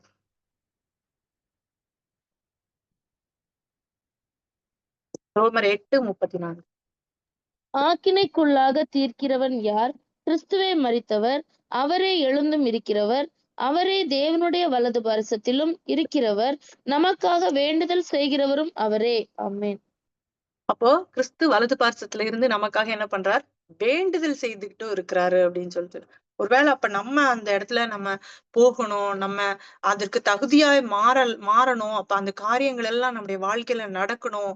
அதற்காய் நம்முடைய தவறுகளா இருந்தாலும் எதுவா இருந்தாலும் ஒரு தகப்பனாய் அவர் அங்க உட்கார்ந்து நம்மளுக்காக என்ன பண்ணுகிறார், பரிந்து பேசிக்கொண்டே இருக்கிறார் அந்த வலது பாரிசத்துல. அப்ப அந்த வலது பாரிசத்தின் மகத்துவங்களை நாம அறிந்து கொள்ளணும். அப்போ அவரோடு கூட எழுப்பப்பட்டிருக்கிறோமா, அவரோடு கூட எழுப்பப்பட்டிருக்கிறோமா அப்படின்னா தான் சொன்னேன். முதலாவது நம்ம எழுப்பப்பட்டிருக்கிறோமா, அவருடைய வலது பாரிசத்துல உட்கார்ந்து இருக்கிறோமா, மேலானவைகளை தேடுகிறோமா அப்படின்னு சொல்லிட்டு. அப்ப எழுப்பப்படணும் அப்படின்னா நம்ம என்ன பண்ணணும் அப்படின்னா, முதலாவது நம்ம கிறிஸ்துவோடு கூட ஐக்கியம் உள்ளவர்களா இருக்கணும். நம்மளை எதற்கு அழைத்திருக்கிறாரு அப்படின்றதே நம்மளுக்கு நம்ம ரட்சிப்புக்குள்ள நம்ம ரட்சிக்கப்பட்ட நாம நம்ம ஆண்டவரோடு கூட நம்மளுக்கு அனுதினமும் ஒரு ஐக்கியம் நம்மளுக்கு கண்டிப்பா வேணும். ஏன்னா அதற்காக தான் நம்மளை அழைத்திருக்கிறார். 1 கொரிந்தியர் 1 9 வாசிக்கலாம். 1 கொரிந்தியர் 1:9. தம்முடைய குமாரனும் நம்முடைய கர்த்தராய் இருக்கிற இயேசு கிறிஸ்துனுடனே ஐக்கியமா இருப்பதற்கு உங்களை அழைத்த தேவன் உண்மை உள்ளவர். அப்போ நம்ம எழுப்பப்படுறதுக்கு முன்னாடி நம்ம காரியங்கள் என்ன, நம்ம எப்படி இருக்கிறோம் அப்படின்னு பார்க்கும்போது, முதலாவது நம்மள அவர் அழைத்துட்டாரு, நம்மளுக்கு ரட்சிக்கப்பட்டுறோம். அந்த அந்த ஐக்கியம் நம்மளுக்கு ரொம்ப முக்கியம். நம்முடைய அழைப்பே அவரோட ஐக்கியம் கொள்கிறதுக்கு. அப்போ ஒருத்தங்களோட ஃபெலோஷிப் இல்ல அப்படின்னா, அவங்கள போல நம்ம மாற முடியாது. இல்ல அவங்களோடு கூட வழி நடத்த நடத்த நடக்கப்பட முடியாது. சோ நம்ம அவரோடு கூட இருக்கிறோமா அப்படின்னு சொல்லிட்டு, நம்ம எப்படி அவரோடு கூட ஐக்கியமா இருக்கிறோம்னு எப்படி புரிந்து கொள்ளலாம்னா, 1 யோவான் 1ஆம் அதிகாரம் 6, 7 வாசிச்சா தெரியும். 1 யோவான் 1ஆம் அதிகாரம் 6, 7. நாம் அவரோடே ஐக்கியப்பட்டவர்கள் என்று சொல்லியும் இருளிலே நடக்கிறவர்களாயிருந்தால் சத்தியத்தின்படி நடவாமல் பொய் சொல்லுகிறவர்களாய் இருப்போம். அப்போ அவரோடு கூட ஐக்கியமா இருக்கிறோம் அப்படின்னா நம்ம என்ன பண்ணோம்? சத்தியத்தின்படி நம்ம நடக்கிறவர்களா இருக்கணும். அவர் ஒளியில் இருக்கிறது போல நாமும் ஒளியிலே நடந்தால் ஒருவரோடொருவர் ஐக்கியப்பட்டிருப்போம். அவருடைய குமாரனாகிய இயேசு கிறிஸ்துவின் ரத்தம் சகல பாவங்களையும் நீக்கி நம்மை சுத்திகரிக்கிறது அப்படின்ட்டு. அப்ப அவரோடு எழுப்பப்படணும் அப்படின்னா நம்ம அவரோடு முதலாவது ஒரு ஐக்கியம் கொண்டிருக்கணும். அந்த ஐக்கியம் அப்படின்னும் போது நம்ம எப்படி உறுதிப்படுத்திக்கலாம்னா, சத்தியத்தின்படி நம்ம நடக்கிறோமா? அவர் ஒளியில இருக்கிறது போல நாமும் ஒளியில இருக்கிறோமா? இப்ப அவரோட அந்த ஐக்கியம் நம்மள என்ன பண்ணும் அப்படின்னா, இப்ப ஒருத்தவங்களோட ஃப்ரெண்டா இருக்கிறோம். அவங்களோட கூட நம்ம நடந்துட்டு இருக்கோம். அவங்களோட காரியங்கள் இருக்கும்போது, அவங்க எப்படி இருக்கிறாங்களோ அதே போல நம்மளும் என்ன பண்ணுவோம்? மாறுவோம். அவங்க நம்மள விட பெட்டரா இப்ப அவர் நம்ம கூட நடந்துட்டு இருக்கும்போது அவர் நமக்கு காரியங்களை என்ன பண்ணுவார்? கற்றுத் தருவார். இப்ப அவரோடு கூட ஐக்கியம் ஆயிட்டோம். என்ன பண்ணணும்? அவர் மரித்தார் நமக்காக. நாமளும் அவரை போல நாமளும் என்ன பண்ணோம்? மரிக்க வேண்டும். இந்த உலகத்துல நம்ம வாழும்போது நான் மரணம் அப்படின்றது நான் இன்னும் நம்ம சரீரத்துல நம்ம மரிக்கிற மரணத்தை குறித்து நான் சொல்லல.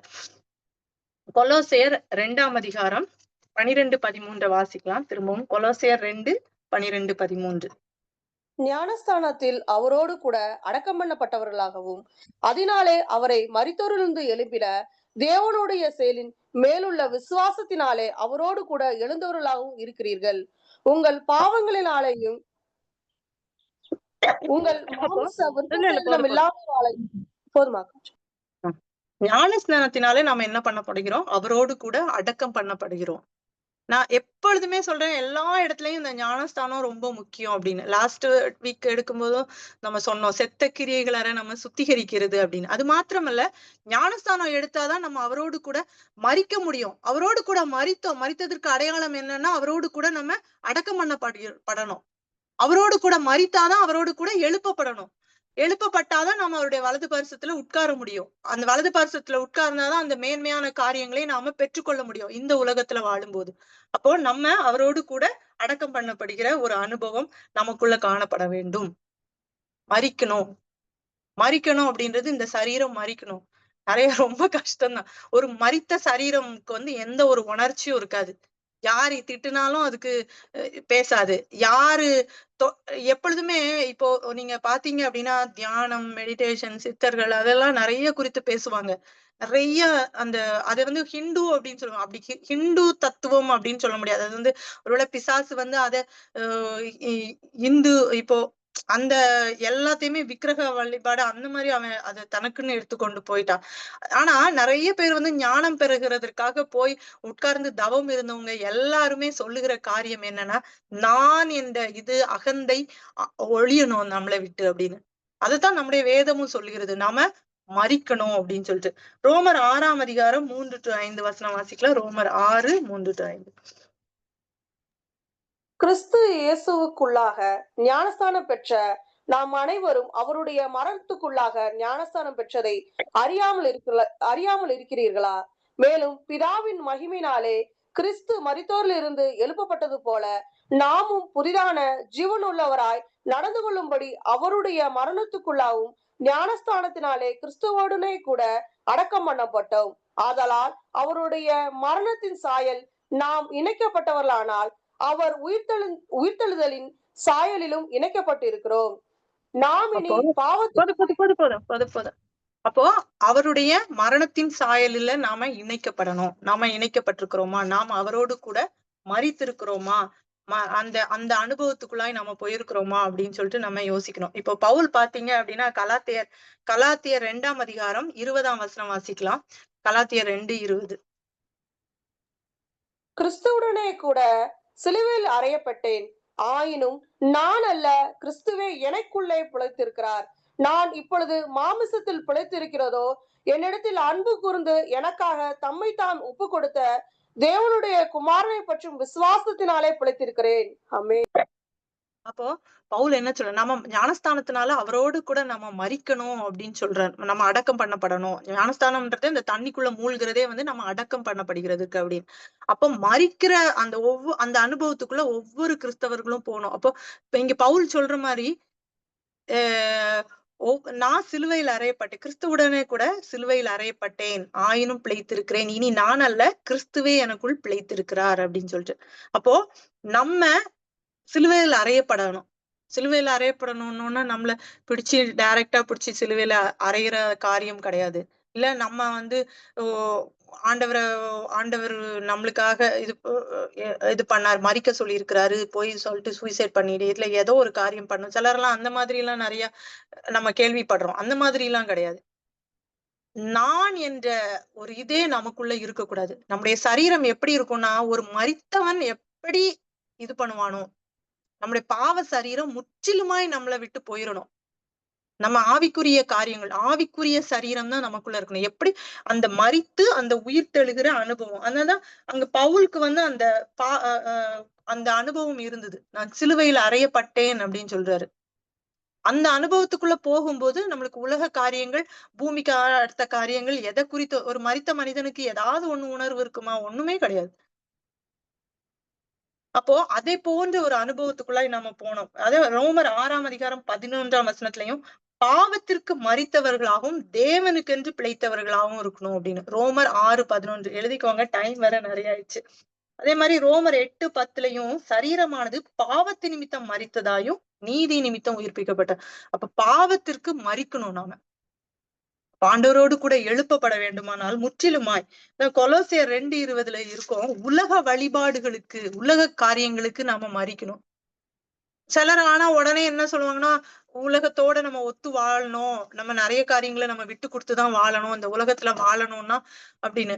ஆனா ஆண்டவரை நாம தேடும் போது, ஆண்டவருக்கு அடுத்த காரியங்களை நம்ம தேடி போகும்போது, நமக்கு நிறைய காரியங்கள் நமக்கு ஒரு பெரிய இதுவாவே தெரியாது. உலக சடங்காச்சாரங்களோ இல்ல உலக காரியங்களோ நமக்கு அது ஒரு பெரிய இதுக்கு நம்ம இவ்வளவு முக்கியத்துவம் கொடுக்கணும்.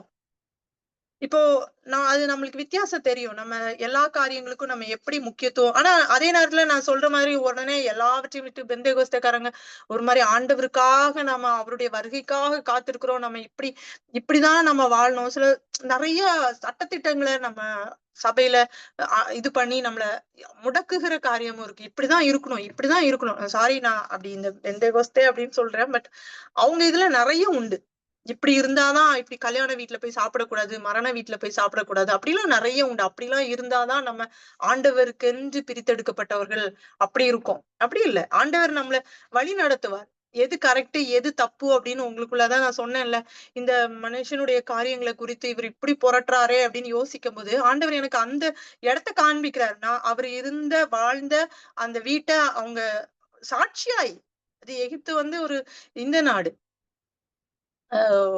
என்னது வேற இவங்கள வழிபடுகிற நாடு. அப்போ அந்த நாட்டவர்களே அந்த இடத்த வந்து பிரிசர்வ் பண்ணி வச்சிருக்காங்க சாட்சியாய். அப்போ அந்த காரியங்களை ஆண்டவர் நம்முடைய மனதுல காண்பிக்கிறாரு.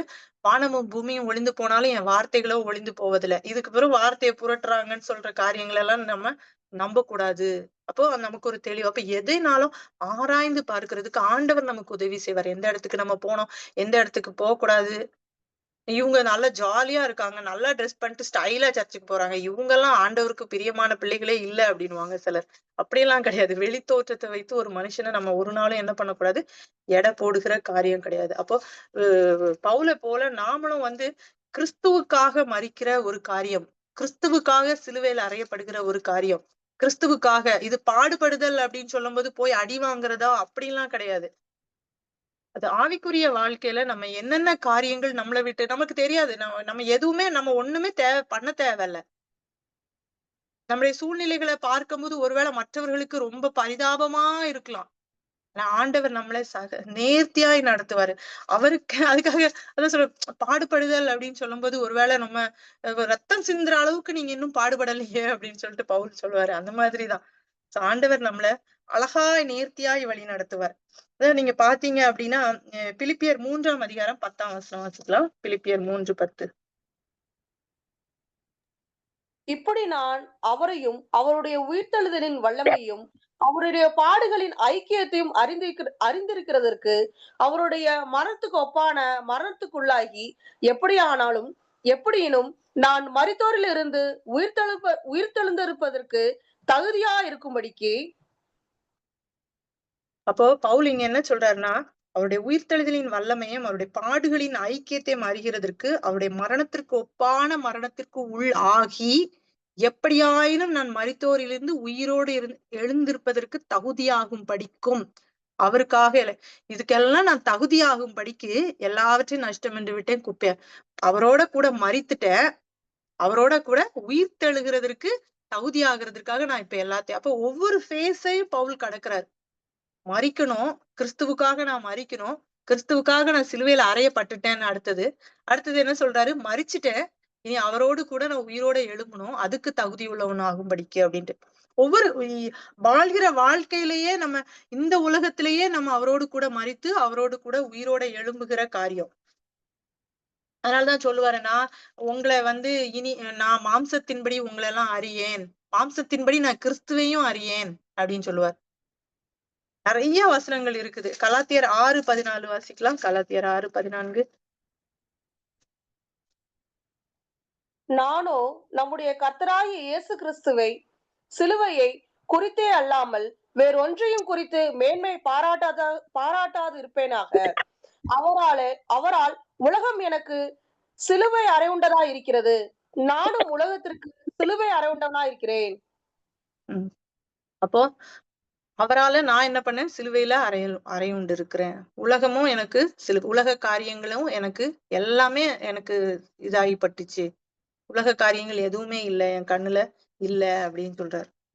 இப்ப நம்மளும் அதான் அந்த அவரோடு கூட நமக்கு ஐக்கியம் வேணும். அவரோடு கூட நம்ம சிலுவையில அறையப்படணும். அவரோடு கூட அடக்கம் பண்ணப்படணும். அவரோடு கூட நம்ம எழுப்பப்படணும். 2 கொரிந்தியர் 5:15-16 வாசிக்கலாம். 2 கொரிந்தியர் 5:15-16.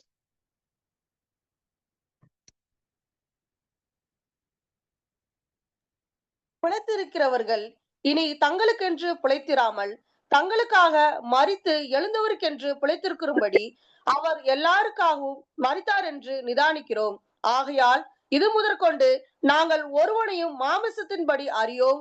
நாங்கள் கிறிஸ்துவையும் மாமிசத்தின்படி அறிந்திருந்தாலும் இனி ஒருபோதும் அவரை மாமிசத்தின்படி அறியோம். அப்போ அவரு எந்த நிலைமைக்கு போயிட்டாரு அப்படின்னா, மாம்ச சரீரம் மொத்தமாய் அங்க சிலுவையில அறையப்பட்டு அங்க எந்திரிச்சிச்சு. நான் சொன்னேன்ல, கிறிஸ்து உயிரோட எழும்பும் போதும் அவர் எல்லாருக்குமே அவர் தரிசனம் ஆகல. எல்லாருமே அவரை பார்க்கல. அவர் யார் யாருக்கெல்லாம் தன்னை வெளிப்படுத்தணும்னு அவர் விரும்பினாரோ அவங்களுக்கு மாத்திரம்தான் நீங்க நல்ல வேதத்தை பார்த்து அதை புரிந்து கொள்ள முடியும். அவருடைய அப்போஸ்தலர்களுக்கும் அவரை சுற்றி இருந்த சிலருக்கும் தான் அவர் அங்கு தரிசனமானார். அப்போ நம்ம இதே போன்ற அனுபவத்துக்குள்ள நாம போகும்போது நம்ம எல்லா காரியங்களையும் நம்ம ஆவிக்குரிய காரியங்களை புரிந்து கொள்ள முடியும். அதனால்தான் வேதம் சொல்லுது, எபேசியர் 2ஆம் அதிகாரம் 5ஆம் வசனத்துல பார்க்கும்போது, அக்கிரமங்களில் மரித்தவர்களாயிருந்த நம்மை கிறிஸ்துவுடனே கூட உயிர்ப்பித்தார் அப்படின்ட்டு. அப்ப நம்முடைய பாவத்திலிருந்து நம்முடைய அக்கிரமங்களில் இருந்து நீங்க இன்னும் பாத்தீங்கன்னா கொலோசியர் 2:12-13 பார்த்தா, பாவங்களினாலையும் மாம்ச விருத்த சேதனம் இல்லாமையினாலும் மரித்தவர்களாயிருந்த உங்களையும் அவரோடே உயிர்ப்பித்து. அப்ப நம்ம எழுப்பப்படணும் அப்படின்னா நம்ம இந்த காரியங்கள் எல்லாம் அக்கிரமங்கள், பாவங்கள், நம்முடைய விருத்த சேதனம் இல்லாத காரியங்கள்னா அசுத்தமான காரியங்கள் எல்லாவற்றையும் விட்டு நாம என்ன பண்ணணும்? நாம எழுப்பப்படணும். அப்படி நம்ம எழுந்ததுண்டானால் நம்ம அடுத்து என்ன பண்ணணும்? அவரோடு கூட நம்ம மகிமையில உட்கார்ந்து இருக்கிறோமா, உட்கார வைக்கப்பட்டு இருக்கிறோமா, இல்ல அந்த இடத்துல நம்ம தகுதி உள்ளவர்களா இருப்போம். கிறிஸ்துவுடனே கூட எழுந்ததுண்டானால், அப்ப எந்த காரியங்களிலிருந்து நாம எழும்பணும் அப்படின்னும் நிறைய காரியங்கள் இருக்கு. அப்ப நம்ம மரித்திருந்தாதான் நம்ம பிழைக்க முடியும். மரித்தாதான் நம்ம எழுப்ப முடியும். எப்படி கிறிஸ்து தேவனுடைய வல்லமையினால எழுப்பப்பட்டது போல, நம்ம நிறைய நேரங்கள்ல நம்ம ஜெபிக்கிறோம். ஆண்டவரே உம்முடைய வல்லமையை எனக்கு தாரும் அப்படின்னு. அப்ப நம்ம மரித்து போய் இருக்கிற பவுலுடைய காரியங்கள் நீங்க எல்லா அதிகாரத்திலயும் பாத்தீங்கன்னா, ஆவிக்குரிய வளர்ச்சி அப்படின்றது வந்து நான் மரிக்கணும், கிறிஸ்துவோடு கூட நான் மரிக்கணும், கிறிஸ்துவோடு கூட நான் அடக்கம் பண்ணப்படணும், கிறிஸ்துவோடு கூட நான் சிலுவையில அறையப்பட்டேன், கிறிஸ்துவோடு கூட மரித்துட்டேன், அடக்கம் பண்ணப்பட்டுட்டேன், நான் இனி உயிரோட எழும்பணும், அதுக்கு தகுதியாகணும், அதுக்காக எல்லாவற்றையும் நஷ்டமென்று விட்டேன், அடுத்து நான் உயிரோட எழும்பிட்டேன், மேன்மையான காரியங்களே பெற்றுக்கொண்டேன், ஆவிக்குரிய சகல ஆசீர்வாதங்களை எல்லாம் நம்மள ஆசீர்வதிச்சிட்டாரு, பரலோகத்துல பூரணமான ஆவிகளிடத்திற்கும் இயேசு கிறிஸ்துவின் இடத்திற்கும் தெளிக்கப்பட்ட நன்மையானவைகளை பேசுகிற ரத்தத்தின் இடத்திற்கும் நம்ம வந்து சேர்ந்துட்டோம் அப்படின்னு பேசுறாரு. அப்ப ஒவ்வொரு ஸ்டேஜஸ்லயும் அவருடைய வாழ்க்கையில அவர் அந்த கடந்து வந்த பாதைகளை பார்க்கும்போது நம்முடைய வாழ்க்கையிலயும் நான் கிறிஸ்துவோடு கூட ஐக்கியமா இருக்கிறேன், நான் ஒளியில நடக்கிறேன், நான் சத்தியத்தின்படியே நடக்கிறேன், நம்மை நாமே ஆராய்ந்து பார்க்கணும். மத்தேயு, மார்க்கு, லூக்கா, யோவான் முக்கியமாய் இந்த கடைசி காலங்கள்ல நீங்க வேற யாரையும் நம்ப வேண்டாம். கிறிஸ்து ஒருவரே உங்களுக்கு மூலைக்கல்லா இருக்கிறார், உங்களுக்கு அஸ்திபாரமா இருக்கிறார், உங்களுக்கு கண்மலையா இருக்கிறார். அவரை மாத்திரம் பிடித்துக் கொள்ளுங்க, அவருடைய பாதைகளை பிடித்துக் கொள்ளுங்க. அவர் இந்த உலகத்துல எப்படி வாழ்ந்தாரோ பிதாவின் சித்தம் மாத்திரம்தான் அவருடைய வாழ்க்கையில இருந்தது. உள்ள பிள்ளைகளை பாத்துக்காதீங்க அப்படின்லாம் நான் சொல்ல வரல. எல்லா காரியங்களையும் நீங்க செய்யுங்க. ஆனா நீங்க செய்யறதுக்கும் மேலா உங்களுடைய வாழ்க்கையில ஏன்னா நம்ம வாழ்கிற வாழ்க்கை ஒருவேளை 70 வருஷமோ 75 வருஷமோ மிஞ்சி போனா 80 வருஷம். நான் நினைப்பேன் ஒரு கட்டத்துக்கு அப்புறம் நம்ம ஒரு 75 வயசுலாம் ஆகும்போது நம்மளுடைய எல்லாருக்கும் பாரமாதான் நம்ம ஆயிடுவோம், நம்ம பலவீனமாய் சுகீனமாய் இருந்தோம் அப்படின்னா. சோ இருக்கிற காலத்துல நம்ம நிறைய காரியங்களை குறித்து நம்ம அதிகமாய் கலங்கி நம்முடைய ஜீவனை பார்க்கிலும் மேலானது உலகத்துல ஒன்றுமே இல்லை. வேலை இன்னைக்கு ஏதாவது காரியத்தை குறித்து கலங்கி கொண்டு இருந்தீங்கன்னா ஆண்டவர் மேல நம்பிக்கை நமக்கு அதான் இன்னைக்கு காலையில இருந்து எனக்கு அது ஒரு மாதிரி அதை நம்மளுக்கு தெரியும், விசுவாசிக்கிறோம், நம்ம அவர் எழுந்தாரு, அவரு வலது பார்சத்துல உட்கார்ந்து இருக்கிறாரு, நமக்காக பரிந்து பேசி கொண்டிருக்கிறாரு தெரிந்தாலும் திரும்பி திரும்பி அந்த வேதத்தை வாசிக்கும் போது அப்போ நம்ம எப்படி பயப்படலாம், எப்படி நம்மளுக்குன்னு அவர் அங்க உட்கார்ந்துட்டு இருக்காரு, நம்மளுக்காக அவர் திரும்பி எப்படி போனாரோ அப்படியே திரும்ப வருவாருன்னு வேதம் சொல்லுது. இப்ப கொலோசியர் 3:3 பாத்தீங்கன்னா, நீங்கள் மரித்தீர்கள், உங்கள் ஜீவன் கிறிஸ்துவுடனே கூட தேவனுக்குள் மறைந்திருக்கிறது. அப்போ வலது பார்சத்துல கிறிஸ்து உட்கார்ந்து இருக்கிறாரு அப்படின்னா நாம மரித்தோம் அப்படின்னா நம்முடைய ஜீவன் எங்க இருக்கும், கிறிஸ்துவுக்குள்ள இருக்கும். கிறிஸ்து எழுப்பப்பட்டிருக்கிறார், கிறிஸ்துவுக்குள்ளேயேதான் நம்ம இருப்போம். அதான் சொன்ன மாதிரி எப்பொழுதுமே எனக்கும் அந்த அனுபவம் இருக்கும். இன்னைக்கும் நான் ஆக்சுவலி இது வசனம் தியானித்த டாபிக் வேற, பட் காலையில இருந்து ஒவ்வொன்னா ஆரம்பிச்சு எப்பவுமே அதனாலதான் என்னோடது அப்படியே லைனா 1 by 1 இருக்காது. அப்படியே இது கேட்டுட்டே இருக்கும்போது ஆவியானவரே நீர் பேசும், நீர் பேசும், நீர் என்ன கற்றுக் கொடுக்க விரும்புகிறீரோ நீர் கற்றுத்தாரும், எனக்கும் கற்றுத்தாரும், யாருக்கெல்லாம் அது பிரயோஜனப்படணுமோ அவங்களுக்கெல்லாம் அது பிரயோஜனப்படும். அப்ப மேலானவைகளை தேடுகிறவர்களாய் நாம இருக்கணும். கிறிஸ்துவோடு கூட நாம எழுப்பப்படுகிறவர்களா இருக்கணும். அப்ப நம்ம பாவத்திற்கு அப்ப எவ்வளவு வல்லமையும் அதிகாரமும் மகத்துவங்களும் நமக்கு அவர் வைத்திருக்கிறார். அதெல்லாம் தெரியாம அதெல்லாம் மறைச்சிட்டு பிசாசு அதனாலதான் அந்த உலக காரியங்களை நாம் காமித்து நம்மள உலக காரியங்களை குறித்தே நம்மள அதுக்குள்ளேயே நம்ம உழந்துகிட்டு அப்போ நம்ம ஜீவன் கிறிஸ்துவுக்குள்ள இருக்கும்போது நம்ம இந்த உலகத்துல மாத்திரமல்ல அவருடைய வருகையிலையும் கிறிஸ்து வெளிப்படும் போது அவரோடு கூட நம்ம மகிமையில வெளிப்படும். அந்த மகிமையும் கனத்தையும் வல்லமையும் அதிகாரத்தையும் நம்மளுக்கு இந்த உலகத்திலேயே ஆண்டவர் வைத்திருக்கிறார். இதெல்லாவற்றையும் நம்ம பெற்றுக்கொள்கிறதுக்கு பாக்கியவான்களா இருக்கணும். அதான் எபிரேயர் 12:28 வாசிச்சு நம்ம முடிக்கலாம். எபிரேயர் 12:28.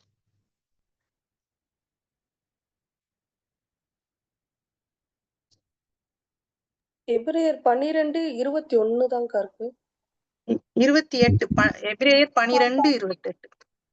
ஆதலால் அசைவில்லாத ராஜ்யத்தை பெறுகிறவர்களாகிய அதாக்கா ஆமா, நாம் பயத்தோடும் பக்தியோடும் தேவனுக்கு பிரியமாய் ஆராதனை செய்யும்படி கிருபையை பற்றி கொள்ள கடவோம்.